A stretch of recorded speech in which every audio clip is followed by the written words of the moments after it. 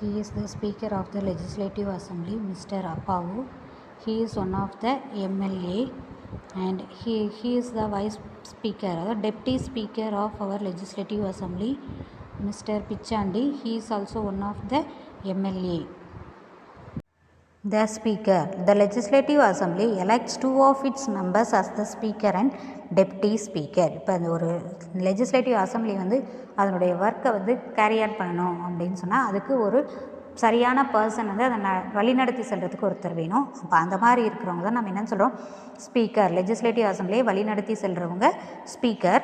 அந்த ஸ்பீக்கர் பார்த்திங்கன்னா என்னது எப்படி எலெக்ட் பண்ணுவோம், அந்த எலெக்ட் பண்ண எம்எல்ஏஸ் நம்ம ஏற்கனவே த்ரூ எலெக்ஷன்ஸில் எலெக்ட் பண்ணி எம்எல்ஏஸ் வச்சுருக்கோம்ல, அவங்களில் 2 மெம்பர்ஸை எலெக்ட் பண்ணோம். அதில் ஒருத்தர் வந்து ஸ்பீக்கராகவும் இன்னொருத்தர் டெப்டி ஸ்பீக்கராகவும் எலெக்ட் பண்ணுவோம். ஸ்பீக்கர் இல்லாத டைமில் டெப்டி ஸ்பீக்கர் அந்த ஒர்க்கை கேரி ஆன் பண்ணுவாங்க. The speaker may be remove from the office by resolution. அவங்க ஒரு இது மாதிரி நிறைவேற்றி அதில் வந்து பார்த்திங்கன்னா இவங்களுடைய ஒர்க்கு எங்களுக்கு சாட்டிஸ்ஃபை ஆகலை அப்படி இவங்க பாரபட்சம் பார்க்குறாங்க அப்படின்னு சொல்லி அவங்கள வந்து ரிமூவ் பண்ணும் அப்படின்னு சொன்னால் அந்த அசம்பிளியில் 14 டேஸ்க்கு முன்னாடி ஒரு லெட்டர் மாதிரி கொடுத்து அவங்கள ஸ்பீக்கர் பொசிஷன்லேருந்து ரிமூவ் பண்ணலாம்.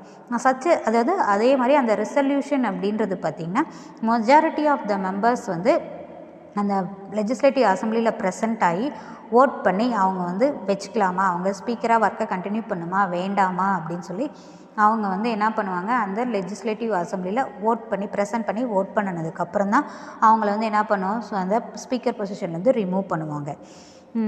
The speaker may be removed from office by a resolution of the assembly after giving a 14 days notice. Such a resolution may be passed by the majority of the members present at the time of voting. The speaker does not vacate his office. இப்போ வந்து ஒரு government dissolve பண்ணுறோம் அப்படின்னு சொன்னால் வந்து next நியூவாக ஒரு elections நடத்தி நியூ கவர்மெண்ட் ஃபார்ம் பண்ணுறவர்களும் அவங்க ஸ்பீக்கராக கண்டினியூ பண்ணோம். நெக்ஸ்ட்டு ஒரு அந்த ஃபஸ்ட்டு செஷன் நடக்கல, எலெக்ஷன்ஸ் முடிஞ்சு மினிஸ்ட்ரிலாம் ஃபார்ம் பண்ணி ஃபஸ்ட்டு செஷனில் அவங்க அந்த செஷனில் வந்து ஆர்கனைஸ் பண்ணிவிட்டு நியூவாக ஒரு ஸ்பீக்கர் எலெக்ட் பண்ணுறவர்களும் அந்த ஸ்பீக்கர் வந்து அவங்களுடைய ஒர்க்கை கேரி ஆன் பண்ணுவாங்க.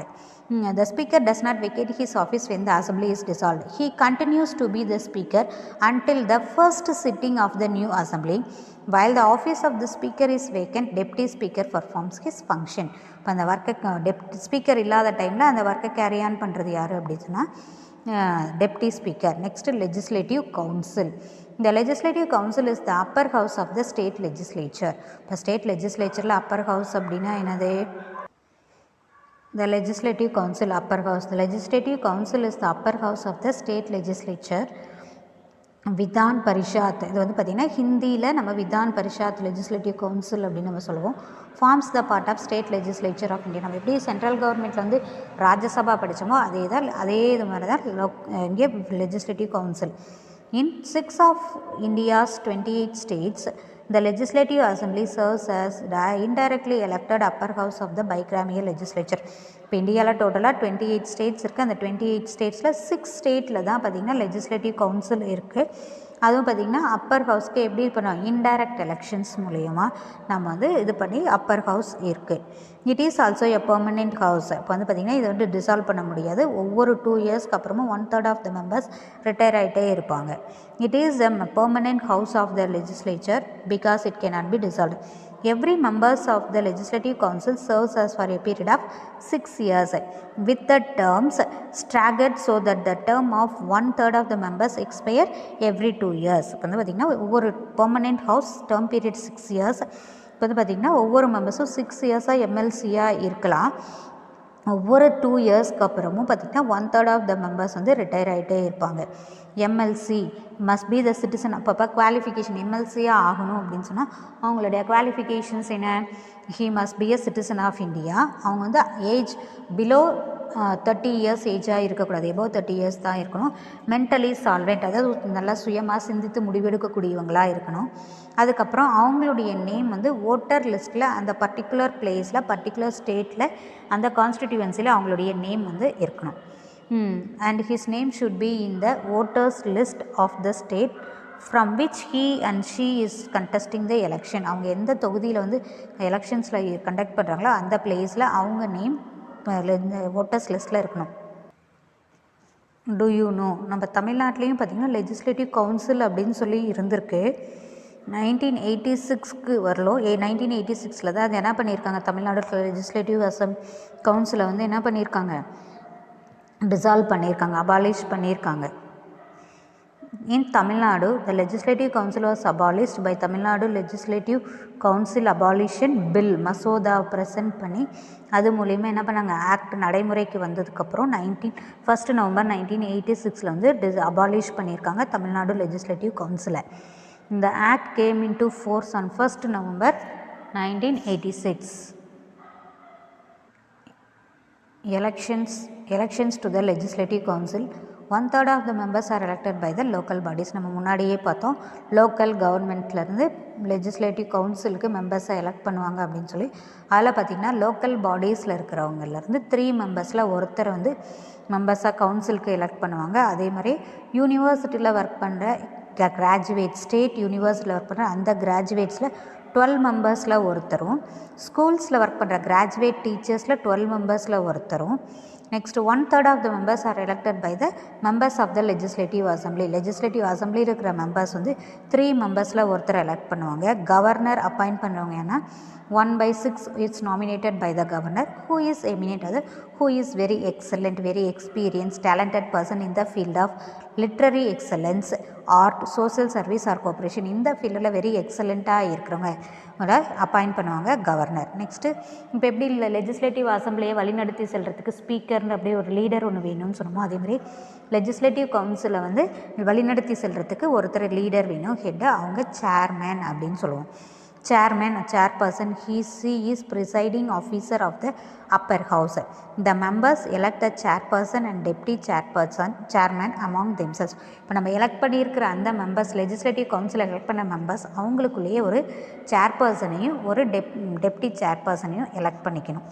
இந்த ஆப்சன்ஸ் ஆஃப் சேர்பர்சன், இப்போ சேர்பர்சன் சேர்மேன் இல்லாத போது டெப்டி சேர்மேன் வந்து லெஜிஸ்லேட்டிவ் கவுன்சிலுடைய ஃபங்க்ஷன்ஸை கேரி ஆன் பண்ணுவாங்க. இந்த absence of chairman the deputy chairman officiate the functions of the legislative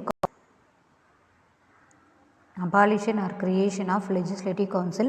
Article 169 deals with the creation or abolition of legislative council in the state. இப்போ ஒரு ஸ்டேட்டில் வந்து ஒரு லெஜிஸ்லேட்டிவ் கவுன்சில் வந்து அபாலிஷ் பண்ணுறதுக்கும் க்ரியேட் பண்ணுறதுக்கும் ஏன்னா article 169 deals with. So article 169 holds that if the state legislative assembly passes the resolution by the majority not less than 2/3 of the majority members present.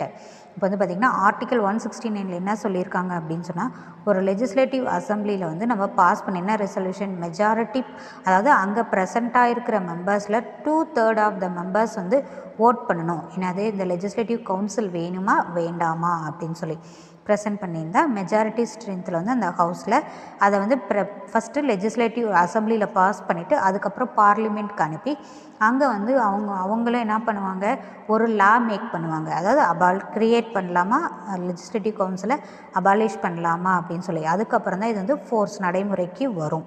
அதுக்கப்புறம் லெஜிஸ்லேட்டிவ் அசம்பிளியை நம்ம legislative கவுன்சிலை நம்ம வேணுமா வேண்டாமான்னு நம்ம முடிவு எடுத்துக்கலாம். Assembly passes a resolution by majority of not less than 2/3.